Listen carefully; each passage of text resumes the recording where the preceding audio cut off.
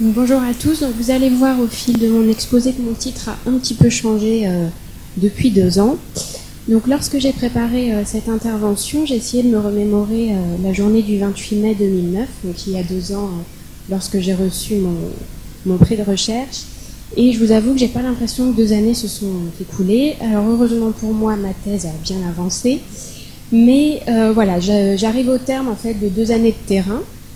Et je vais entamer cet été la phase la plus conséquente, on va dire, d'exploitation des matériaux et de rédaction de la thèse. Donc cette journée, c'est l'occasion pour moi de faire un premier bilan avec vous de ces 2 années de terrain, mais aussi et surtout, j'ai envie de dire, de remercier la Fondation pour ce prix et pour le soutien et le confort qu'il m'a apporté au cours de ces 2 années.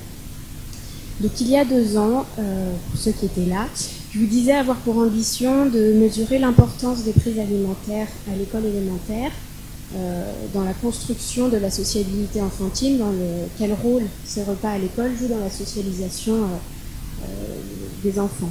Donc mon objet a évolué en 2 ans, forcément, il s'est affiné, mais l'objectif reste inchangé. J'ai pu effectivement remarquer que de nombreuses recherches sur la socialisation ont été réalisées tant en sociologie de l'enfance qu'en sociologie de l'alimentation, qui sont mes 2 champs de recherche principaux. Donc je pense notamment aux travaux de Régine Sirota sur les goûters d'anniversaire ou aux travaux de Julie Delalande, pour ceux qui connaissent, sur la cour de récréation. Mais toutefois, j'ai pu constater que certains espaces de socialisation à l'école n'ont été que peu investis encore par les sociologues, d'où l'objectif de cette recherche qui porte, je l'espère, un regard neuf sur ces repas consommés au quotidien à l'école élémentaire, donc le repas à la cantine le midi et le goûter consommé par certains enfants à l'étude surveillée à 16h30. Donc je vous disais que mon projet a évolué. J'ai essayé de retracer un petit peu l'évolution de ma réflexion au cours de ces 2 années.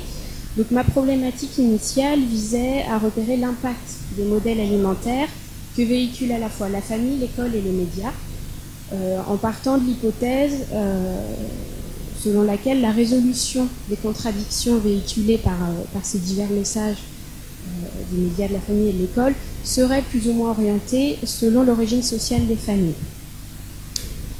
Puis comme dans toute enquête en sociologie, en sciences humaines, dans n'importe quelle discipline, j'ai dû faire des choix et restreindre un petit peu mon objet, notamment d'un point de vue méthodologique, mais j'y reviendrai dans un instant. Donc ma nouvelle problématique en fait actuelle et qui va probablement évoluer encore consiste à étudier le processus de socialisation enfantine sous l'éclairage, sous cet aspect des repas à l'école. Donc, et avec cette fois l'hypothèse principale, selon laquelle l'apprentissage et l'intériorisation des valeurs, des normes, des contraintes liées à l'alimentation seraient là encore différents selon les milieux sociaux. Donc on reste sur, on conserve cette idée d'une réflexion sur l'origine sociale et ethnique aussi des familles, mais j'ai par exemple dû abandonner mon envie de travailler sur l'impact des médias, parce que ça fait, je voulais faire trop de choses concrètement, d'où le changement un petit peu dans mon titre, j'ai dû laisser de côté cette partie-là. Donc d'un point de vue méthodologique sur mon dispositif, évidemment j'ai fait le tour j'ai fait un état des lieux de la bibliographie existante dans 3 champs, donc en sociologie de l'alimentation, sociologie de l'enfance, mais évidemment sociologie de l'éducation, donc ma recherche porte sur l'école. Et sur le dispositif en lui-même, j'ai donc mené un terrain de 2 années, qui se termine dans quelques semaines, dans 3 écoles élémentaires qu'on a choisies en fonction des milieux sociaux. Donc on a fait attention à la zone géographique, l'emplacement des écoles. On a pris une école en ZEP et en ZUS, zone urbaine sensible, mais j'y reviendrai un petit peu après. Donc en choisissant vraiment des milieux sociaux distincts. Après, sur les outils en soi, sur le dispositif, c'est essentiellement une enquête qualitative. Donc au final, je devrais obtenir, au bout de ces 2 années, environ 200 heures d'observation participante en cantine et de partage des repas avec les enfants, puisque je mangeais donc avec les enfants le midi. J'ai réalisé également un journal de bord des goûters. Donc ça veut dire que chaque jour, 2 ou 3 fois par semaine en moyenne, je notais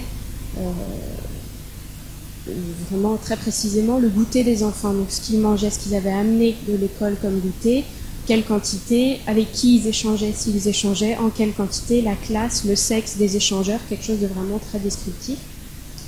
Et enfin, j'ai complété tout ça par une trentaine d'entretiens qui sont en cours, semi-directifs, avec à la fois les encadrants de ces crises alimentaires, donc les animateurs et surveillants en cantine, et les familles des 3 écoles.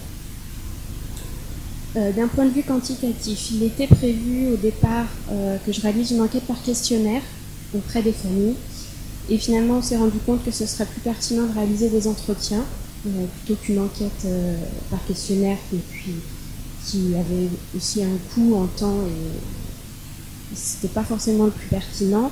Mais ne voulant pas totalement délaisser l'aspect quantitatif qui me tenait à cœur, il y aura une transformation de certains matériaux qualitatifs en traitement, enfin en données que je transformerai en données quantitatives, notamment ce que je vous disais sur les goûters, avec des taux d'échange, des régularités, des calculs, enfin des statistiques réalisées à partir de ces observations, comme avec les observations que j'ai pu faire à table, en calculant par exemple des taux de mixité à table, pour voir est-ce que les filles mangent avec les garçons, à quel âge ils le font, est-ce qu'il y a des régularités à ce niveau-là.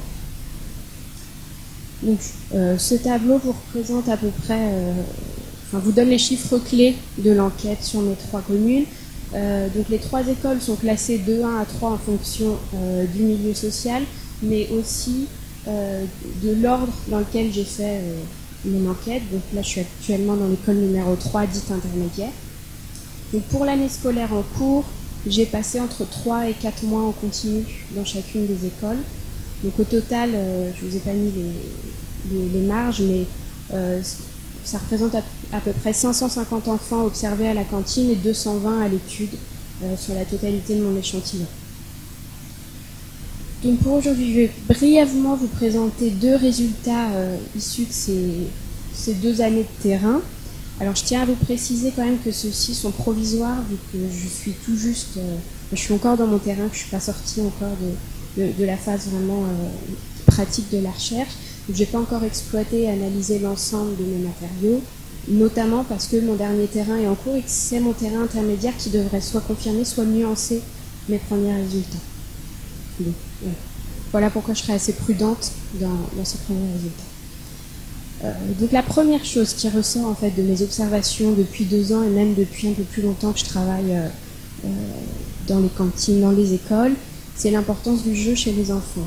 Rien de très novateur là-dedans, sauf que c'est vraiment quelque chose de récurrent et de central dans le processus de socialisation des enfants.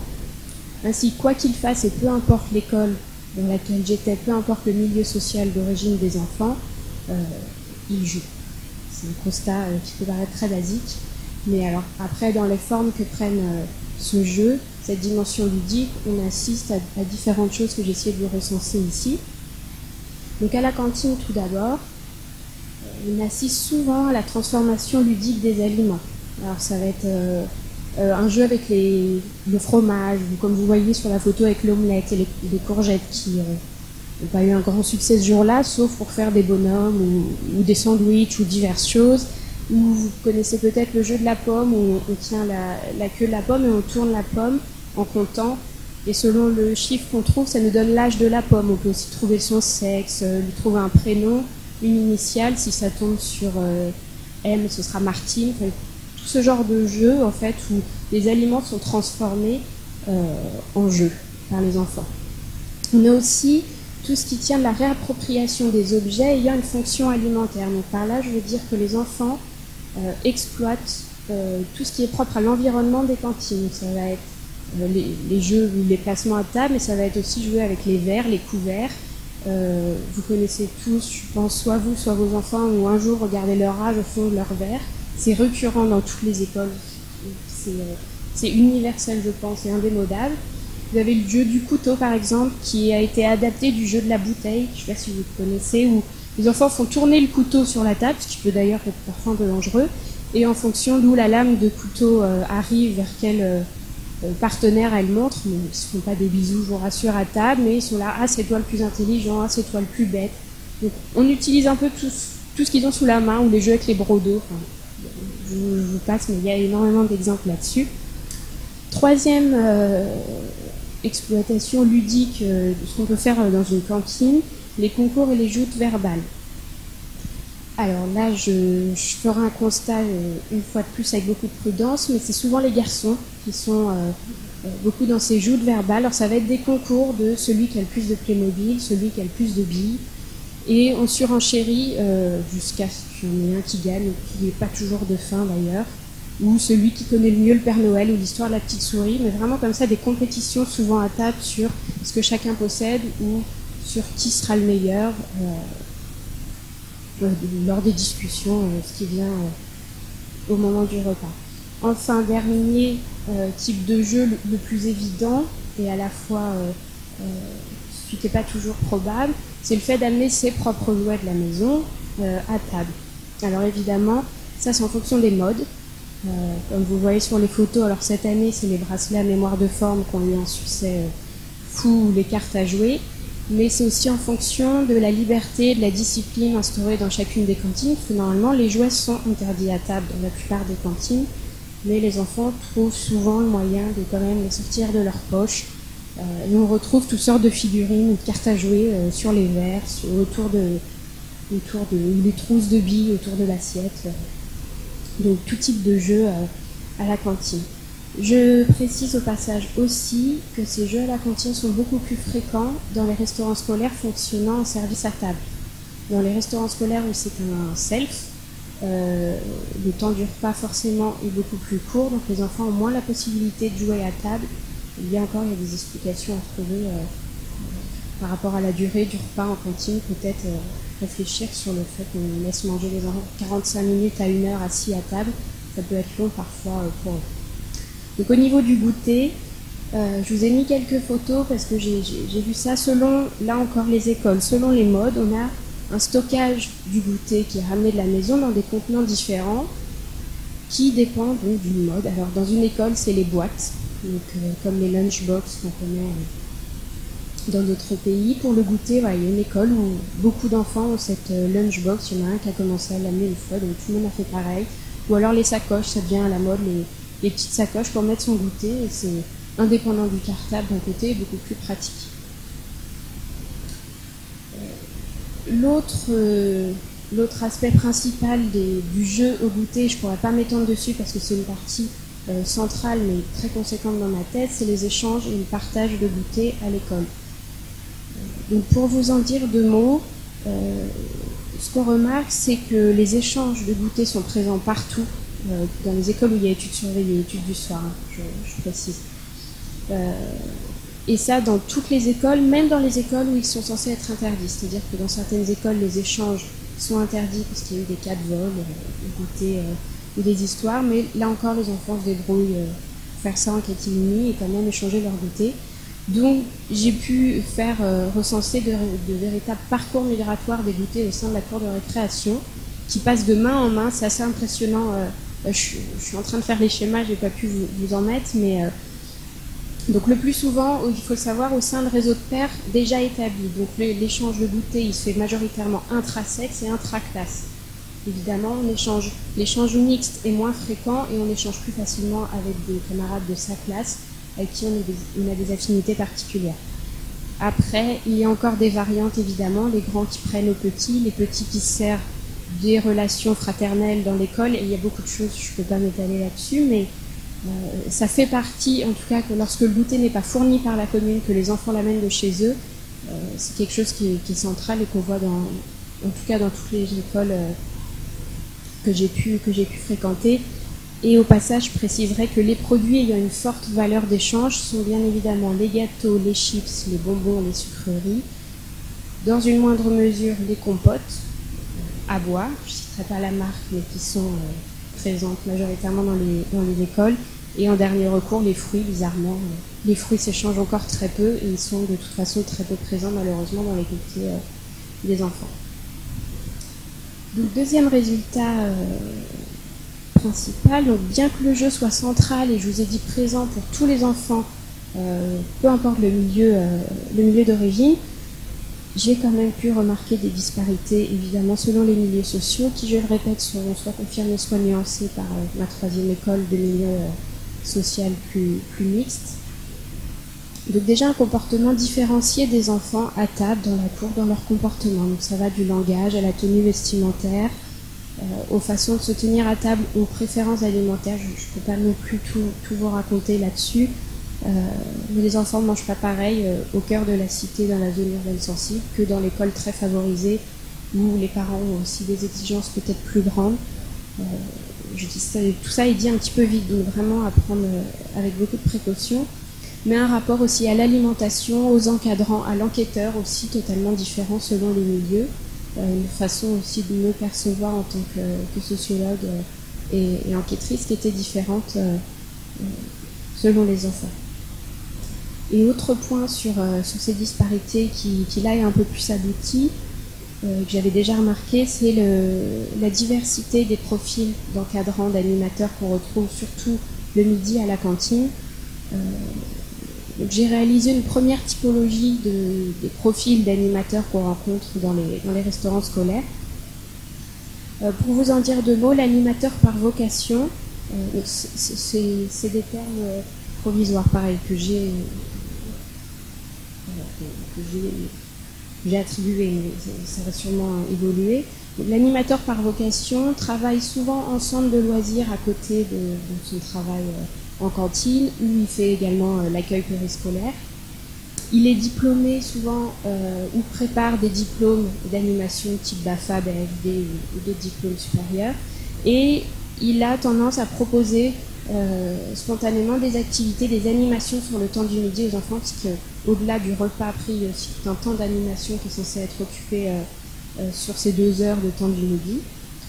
À l'inverse, l'animateur en transition se caractérise surtout par une population très jeune. Ce sont des animateurs d'une vingtaine d'années qui, là on retrouve encore deux profils, soit occupent ce poste comme job d'étudiant, comme job d'appoint en parallèle de cours à l'université ou dans une grande école ou autre, ou alors ceux qui sont en attente de faire autre chose ou qui ont connu des déboires scolaires, ou voilà, des animateurs qui se cherchent un petit peu mais souvent très jeunes.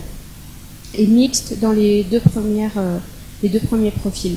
Le dernier type d'animateur, je devrais dire surveillante d'expérience, ça c'est une population quasiment exclusivement féminine, d'une quarantaine d'années, donc parfois des mamans d'enfants de l'école ou des femmes ou des personnes plus âgées qui sont à la retraite sur la commune, qui ont fonction vraiment de surveillante et non d'animatrice. Elles se revendiquent comme surveillantes et elles ne sont surtout pas là pour faire de l'animation le midi. Et elles sont dans des préoccupations de l'ordre du maternel, je dirais, plutôt auprès des enfants, veiller à ce qu'ils mangent bien, équilibrer de tout lors du repas. Cette distinction, elle est importante parce qu'elle joue considérablement sur la relation verticale entre les enfants et les adultes, parce qu'évidemment, ils n'ont pas le même rapport avec un animateur de 20 ans qu'avec une surveillante d'une quarantaine d'années. Donc, je tenais à le préciser. En conclusion, rapidement, donc voilà, toute école confondue, j'ai vraiment remarqué des régularités, notamment sur cette importance du jeu et de la règle. Jeu et règles de processus qui sont de fait intrinsèquement liés dans cette étude.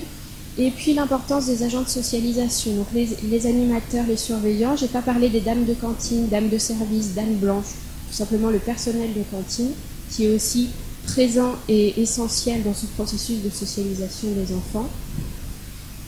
Et malgré tout, des divergences, des distinctions selon les milieux qui sont à creuser encore et qui vont être, je vous l'ai dit, plus ou moins nuancées par cette troisième école.